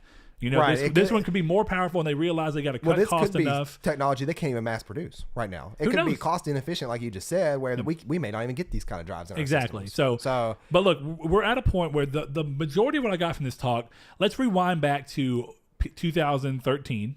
Right, before the PS4 was coming out and Xbox One. Do you remember when the PS4 and Xbox One came out? We've talked about it a lot. Both consoles were profitable from day one. They made a profit per console, very little. I think it was like $8 per console or something. Whereas they lost hundreds of dollars per console during the PS3 gen. Definitely early on, but you know, when you look at that and you look at what the market was at the time, we were coming off of the 2008 recession was kind of ending and people were coming back into games, but it was that scare tactic that everybody was talking about where consoles are dead and next-gen consoles are going to flop. And, of course, we know now that's not true. Yeah. So what do we get to see? What we had out there was a lot of fear and speculation, so much so that game companies like EA and Activision and whatnot were releasing their games on both PS3 and PS4 because they were trying to be risk-adverse. Right. They were like, listen, we got to make this game to where we can at least tap into the 80 plus million PS3s out there, plus the 80 plus million Xboxes out there if it's a multi-platform game. Okay. So we have 180 plus million PS4s. Might not at that time. No. But thinking about you have 160 million previous gen consoles coming into a next gen console and being like, I don't know. And a lot of these games are being made before it released, so no one knew what I was going to do. So we're making Dragon Age. A safe bet. We're making Dragon Age, right? Bet. And they're going Dragon Age Inquisition. We're going to put them on PS3 as a safe bet. Yeah. So when Call you look of Duty, at that, Ghost, Dragon Age, there's a ton of cross-gen games. Shadow of Mordor, Thief. Sure. There's a ton of and there is because of the nature of a new console coming out. They know everybody can't afford it, so then they're offering. There's that, but I do think a lot of it is what you're hitting. Far more of it was risk adverse. Yes. Now, go into that. Think about Sony's side of that. When you're going into a market where, we may have recovered from the 2008, drop in the economy, and then we're coming back out of that, but they're being constantly told by people, even though they're working on this, gaming consoles are probably dead as we know them, and that this next one will probably be the last and not do that well. So think about it this way. You're in a market full of people that are saying that's not going to happen. People are talking about how good gaming on cell phones was at the time, which we now know is still not really the same. We knew it at the time. It's just you get that fear-mongering going on. What was Sony trying to do? Sony said, we've got to get it the lowest price point we possibly can. We've got to get consoles to where when we're selling them, we're making a little bit of money off them, so we're not putting ourselves in the red over something that may flop and literally bury us. When, at the time, it was like PS4 ended up being the savior for PlayStation, and the PS3 was doing that to some extent when they were bouncing back, but PS4 was a big part of why PlayStation ended up getting into the black, so much so that PlayStation saved Sony. PS4 specifically saved Sony as a company. They were on the verge of filing bankruptcy. They were selling off stuff left and right, you know. And their TV line now is gone, right? No, they still sell them. I mean, that's what they still make. Bravios. No, I'm talking about their famous one. Bravio. Oh no, not TV line. Vio, their laptops. Yeah, I don't know why. Yeah, sold those off to another company. Had a mixture of words. Yeah, because who makes Vios now? Like LG or something? I don't remember who bought it. But yeah, they actually sold that entire line of their but their specific branded computers. Sure, but I guess the bigger point I'm going to is, I remember there being a lot of people, definitely PC people, very early on, who were saying, okay, PS4 and stuff looks fine, looks good, sounds pretty good. And it was still a big jump enough for people who were on consoles to go, man, this is pretty cool. But it wasn't as big as a jump from PS2 to PS3. And some people claim just diminishing returns because as consoles get more and more powerful, we start to run out of room of what we can really do with them. That was some people's speculation. I think the other speculation was that very specifically, you know, it's like, well, maybe games are just going to be... They went cheap on it. They went cheap, and I think that is the truth. When you look at what's going on, they went with a console that was still a lot better than what we had, but they were taking a lot of gambles, and they were trying to play it safe by doing something that was a min-max how much they could spend versus still being able to make a profit, and then going, okay, we're going to sell it at that rate, but we have to make sure we hit $400 because no one's going to want to spend more. And we saw that matter a lot. Yeah. Xbox came out at $500 and we're lambasted for it. So now we're in a different area. When people are talking about these consoles, we've seen the Xbox One X launch at $500 again, and nobody really cared. Yeah, it's relatively successful. Yeah, and then you look at what's going on here, and Mark Cerny saying his statement was that it was going to be a agreeable price for the power you're getting into it, which sounds like we're probably looking at another $500 console.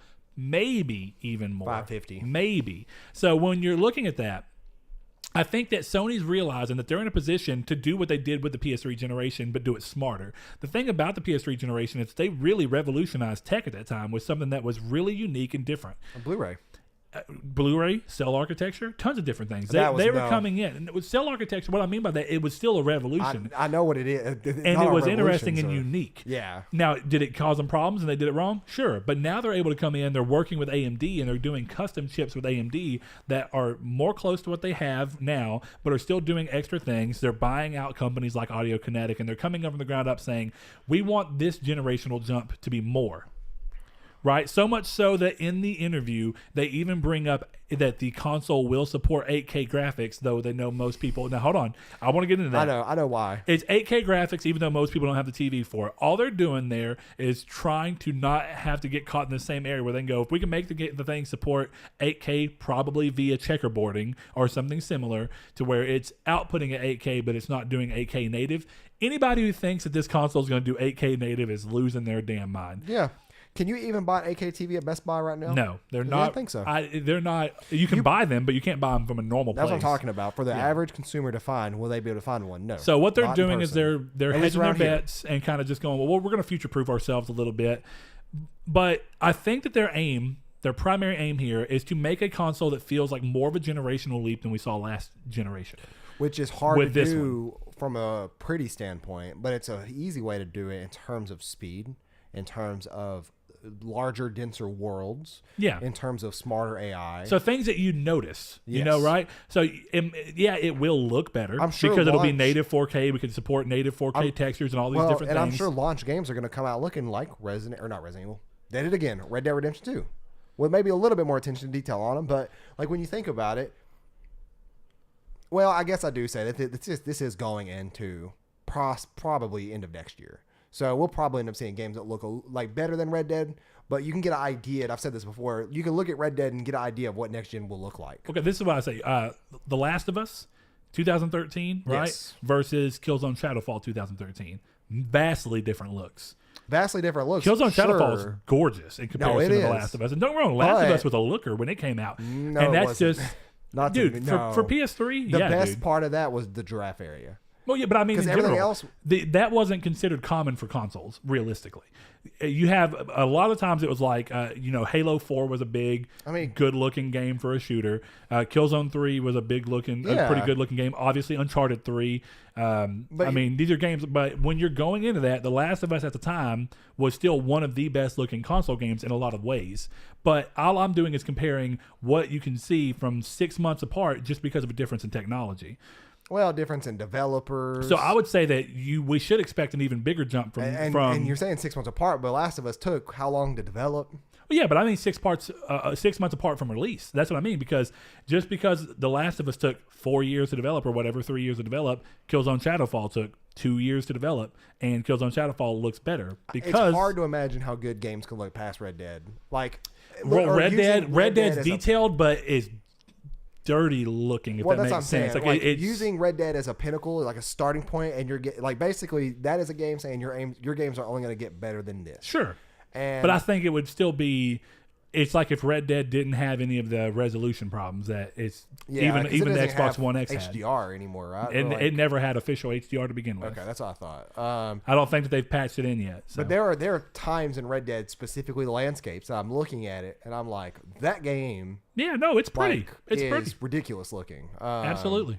Character models and such could use work, but. Yeah, that's a game that I had in my head. But I was going to bring a question to the table by the end of the episode. So did you want to... Yeah, we'll go through the rest of them real quick. So a few other things that I thought were just interesting from notable takeaways from the rest of the interview were, like we've already talked about, backwards compatibility, fully with the PS4. That does not mean that PS3, PS2, PS1 cannot come. Might see it, might not. Either way, I was scared for backwards compatibility after Jim Ryan took over. Yeah, so good for them. Good move, right? Next thing up, the system will support the existing PSVR headsets, which I think is a smart move. Yeah, it'd be dumb to not do so. Which also makes sense because you'd be able to bring in all of the PSVR, VR games. We talked about this before with backwards compatibility, is that it seems like the biggest use of backwards compatibility in terms of for Sony would be to further VR, because they also nodded at a new headset specifically planned for PS5, but they're not ready to talk about it. But think about that, when you're doing a new PSVR headset, right? And you're being able to say, well, hey, here's this new one, but that doesn't mean that all these great games that everybody loved on the last one aren't playable to you. They're still playable. I do think though that there is a problem with Sony with a fundamental problem when it comes into their development for things. They put a lot of gimmicks into things, and it's hard to leave those behind, like touchpads. They are. When you make games that are so geared for them. That's why one of the examples like of that. Shadowfall is one of those, like where I think there's only there are actions in that game you can only do with the touchpad, like the knife. Like the assassinations, right? No, the knife was not. It was things like your owl would be the thing that shot over your grapple hook. Okay. And you could grapple. I'm thinking of Killzone Mercenaries when you would go behind somebody and swipe the screen upward to stab them in the back. Okay. Yes. Yeah, but the owl, because I do remember very early. I only played 2 hours of that game, I think, but I remember pretty early on you could using use the owl right before you get out to the big outside area, really pretty area. But PS6, whatever, they may ditch the touchpad. You gotta have a DualShock 4 laying around somewhere to play that game, right? It gets weird. Yeah. That, or they've got to evolve the PS. Or maybe the new 8-axis you can hold X in and move up or something in motion control. Maybe it's not to say that there's not ways they can do it, but ease of use there could do it. It's just it would require It would require somebody. Somebody to go back and to fix that. Yeah, error. But you are right. By going towards these gimmicks and then making games that actually utilize them, it makes it that much harder. We saw that with the PS Vita to the PS TV, which was supposed to be a Vita that hooked up to your TV, but every one of the killer PS Vita games couldn't be on it. Couldn't even play on it because it didn't have a touchpad. That's the thing, is that if we didn't have a touchscreen. If we ever get Vita backwards compatibility, what's the back touchscreen? Yeah, nothing. I guess it has to be the front touchscreen, but then what's the touchscreen on the Vita? Like, what do you do there? Like, it doesn't make sense. Yeah, there's problems across the board, but I don't think we'll ever get Vita backwards compatibility. It's like people wanting DS games on the Switch. I can understand how that could work. You'd have to emulate the two screens. Yeah, Nintendo really kind of messed themselves up by doing that because the distance of the two screens is completely different and stuff. So it's just one of those things that. Well, have you ever seen a DS emulator on phones? Yeah, on phones and on computer. It works well. Where they're stacked. Yeah. But the Switch screen is such an odd shape compared to the DS that I would think it would be weird to stack them because it's not. What'd be interesting is have it to where you turn it sideways. There was a DS game that required you to play it sideways like that. Yeah. So what about that game? I think it was Brain Age. You had to hold it like a book. That's odd. I Yeah. can see that though. See, but anyway, Cool game. yeah, you're right though. Gimmicks get into weird stuff for backwards compatibility. So what it really means is that even though every game may be playable, depending on what they do with the consoles and the different gimmicks that they do for it, really just touch input gimmicks.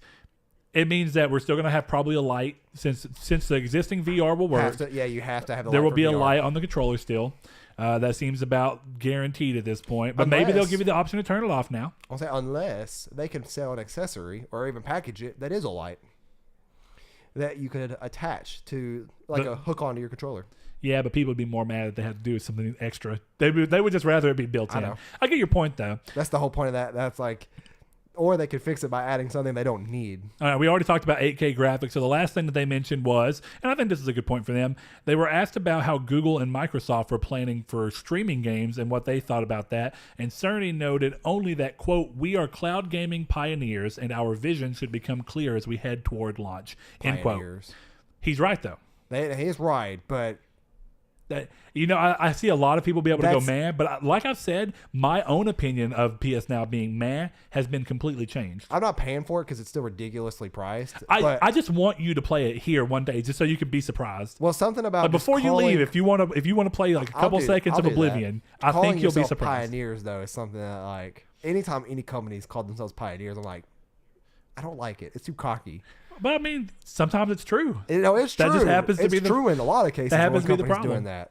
But yeah, I mean, that's once, like I said before, like streaming games, once it becomes perfect and I don't have to worry about data caps, cool. Don't have to download a game. Yeah, It's all digital. No, but like, dude, there's no download. There's no waiting. there's You're hopping into absolutely a game. benefits. And what I think about this, right? So I just don't think it's Well, applicable now in our current life. I'm with you, but think about his sentence, right? Let's just talk a couple years when the PS5 is out for whatever reason, right? Think about how you can mix PS Now in with existing local hardware, right? The number one thing that you could do is you could say buy a game, right? And if for some reason, whatever it be, say you bought it physical and you don't want to wait for the full install, well, what happens is because it knows that you have the game, it may be able to tap into the PS Now server, let you stream the game as it checks the DRM on your disc and says he has it, lets you play the beginning of the game streamed while it installs, and then eventually when it installs, it says, would you like to switch over to local play, and then let you Do switch you remember over. that was a rumor for PS4? Okay, now PS4's was similar, but not quite that. Yeah, it was essentially the same thing though. Yeah, and it was you were going to be able to play a demo of the game via PS Yeah, well, Now. no, it wasn't a demo. It was you would be able to play part of the full game up until Yeah. a developer set barrier, and they said Which did happen. There are games that supported it. it happened. It didn't happen as much as I feel like it should have. Well, no, it happened Because what it would do is it would install parts of the game. So it'd be like, Right. well, what the developer thinks that when you're buying Call of Duty, you're most likely going to hop into multiplayer first. So it they're going to says- install the multiplayer side first, And then you can hop play- in on it while it continues to download and install the rest of the Which is story mode. a And big- it did happen. A big catch-22 though, because there are many games that when it's downloading, it says, "Oh, it's ready to play." And then you can't use half the features. You get in and you do one story mission, and you're stopped until it has to download the rest. Yeah. It's cool, but it's not exactly. It's not as usable as I want it to be. Now, being able to Yeah. stream the game perfectly, instantly. Yeah.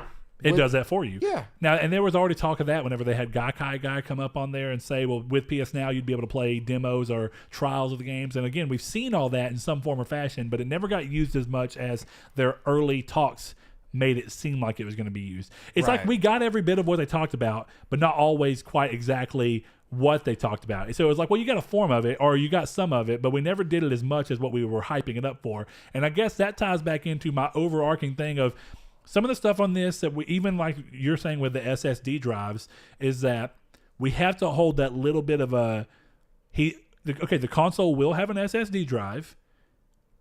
Will it perform like this? Was this because of specific circumstances? Yeah. Is it because they had it perfectly set up in their thing that they won't be able to match in a mass-produced unit?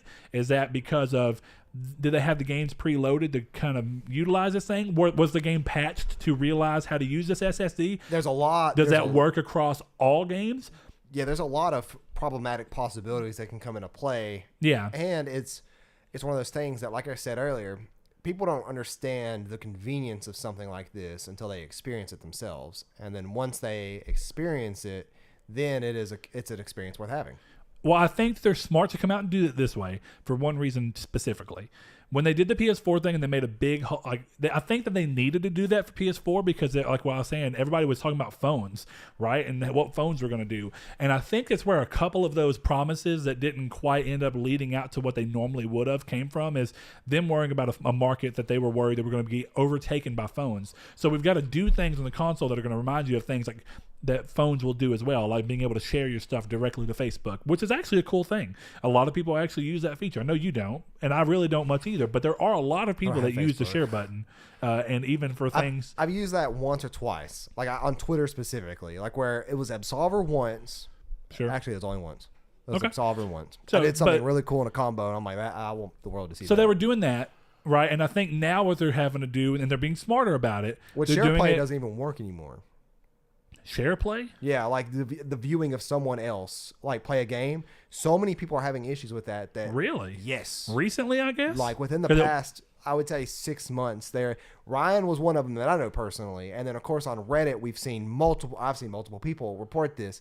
And the crazy thing is, one specific user actually does crash tests, and he basically goes through and he does his internet speed, the time of day, everything about it, and he's like, this won't work. And people are actually getting sick of them on the PS4 subreddit because they're like, dude, stop talking to us. Go call Sony. But, yeah, it seems that, like, a lot of people, because it's not just him, but it seems like a lot of people are having problems with SharePlay. And Ryan couldn't even do it for a while there, right? Or was that something else? I'm not sure. Was it? I thought. Depends on what Ryan you're talking about. GT. Okay. He was having SharePlay, and it might have been specifically for Twitter. But is that technically the same service? Like, watching someone play a game as PS Now? No. I'm talking about like if I jump in to watch you play a game, and then for me to share that gameplay on Twitter, is that the same share play service? Oh no, I didn't think so. I don't think so. You're essentially using the share function for one. Share play is a different thing. Yeah. But Ryan, let me know if that's what it was. I'm pretty sure you were trying to upload either something to Twitter or you were trying to have somebody watch you play something, and it wouldn't work. So Ryan will have to let me know about that one. Yeah, but my flip side was I think they're handling this smart because in this particular situation, now the looming business threat to them is streamed games, but it's not as much of a threat to them because they already have a foot in that race with PlayStation Now, and they are also more dominant in the console thing than they were last time. And we know now that consoles aren't necessarily going away as quickly as we once thought. So I will say this. This is my opinion, so this is not true. But the same way people said consoles are going away last gen is the same reason and message behind people are saying single player games are dead this gen. Yeah, it's doing nothing it's nothing but to generate madness and clicks. Yeah, that's not a thing anybody truly believes. Oh, I do think that people truly believe that cell phones had a chance of overcoming. Oh no, now that, but I don't ever think that nobody truly believed that console generations would be dead. I think that they meant dead in the sense of so little in comparison to phones that you might as well call them dead. And it was going to have to force companies to do things differently, which we obviously know that companies do things differently throughout their time period anyway, but they weren't forced to do it because of phones. Yeah. Even though Sony leaned on that excuse heavy for the Vita. I don't understand how people can look at games like Uncharted 4 and Horizon Zero Dawn, and now coming out Days Gone, we had Spider-Man, we have God of War. How people can look at those games and say, oh, single-player games are going to be dead one day. Yeah, well, you're an idiot. You're a lot of those same people. Yeah, a lot of those same people say that PlayStation's the only people doing them, but Bethesda was doing them for a bit. The thing is, though, is they're getting the reactions out of people by calling them an idiot. They're like, yeah, haha, you read my article, you gave me a click, I get that ad revenue. Yeah, go ahead and be mad and share that article. For all you and your fanboys to click on and be mad at me about. They eat it up. All right, so let's wrap this thing up. I got Easter stuff to do. What's your question for the community? If I had exactly the amount of money for a PS5, say $500, and you would be able to get it on launch day with that money, you would have to take a cent out of your wallet. But you could pick. You could either get the console on launch day with only what we have announced so far of knowledge. You wouldn't know anything else about the console except what we just talked about. Or B, you can get whatever the amount of money the console cost for free. I would just hand you a check for $500 or $550 or $600. Which one would you pick? Would you pick the console, given the information we know about it? Or would you take the cash to buy whatever you want? I'm curious to know. I actually saw this on Twitter. Majority of people said cash. So I'm curious to what people want that money. Yeah, I'm curious to see what people in our group want to know. Okay, well, But good. You don't get the cash instantly. You get the cash upon the day of the PS5 coming out, by the way. I mean, we're not. You're not really getting the cash. So Well, yeah. This is hypothetical. That's all hypothetical. I don't owe anybody a $500 check. But thank you guys for tuning in to episode 108 of Triangle Squared, and we will see you guys soon. Thanks, guys. See you next time. Thanks to our patrons, which is now 3 pillars long. Look at that. Thanks, guys. We have Chad V, Dan Barber, Josh Jarrell, Matthew Green, my name's Dan, Douglas Below, Sean Santarud, Eric McAllister, Matt Sycamore, Shadowist, Stephen Salazar, The Stonard, Travis Below, Blake Popst, Eduardo Palomino, Stefan Swanlin, Coy Live, Philip Laguerre, Corey Hickerson, Brian, Donovan Williams, Justin Rowe, and William Digital Spooker. If you would like to support our Patreon, do so by clicking the link below. Thank you. Thank you, guys.